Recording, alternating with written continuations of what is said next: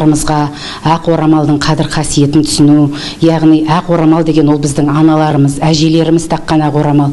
Ақ орамалды ананың ақ сүтімен теңеген, сондықтан да ақ орамал ол жаңағы тазалықтың белгісі, адалдықтың белгісі. Дефиле барысында шаш өру рәсімі бойынша көрініс көрсетілді. Өскелең ұрпаққа, әсіресе болашақ жар, ана болатын қыздарға орамалдың қасиетін түсіндіру маңызды. Ежелде сәукеле мен бөрік арқылы әйелдің тұрмыс жағдайын бірден аңғарған.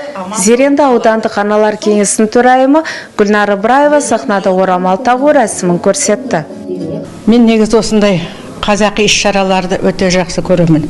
Сол өзімнің 21-ші мектепте істеп жүргеннің өзінде мен бір бұрыш ұйымдастырған болатын дағы. Кәдімгі қазақтың караватын салып, сол караватына жүктерді жинап, шымылдығын салып, қазақ дәстүрді біз содан бері жалғастырып келе жатырмыз. Ақ орамал дегеннің өзі өте жақсы, жарасымды дүние ғой. Әсіресе әжелердің басында, қыздардың басында. Қыздар негізі ақ орамал кимейді, келіншектер ғана киеді. Қыздар ол бұрын басына орамал тартпаған.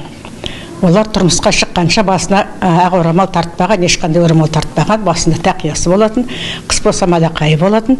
Сөйткен ал тұрмысқа шыққаннан кейін ғана олардың манағы бас киімін алып, оның орнына орамал тартып келін қып кіргізетін болған.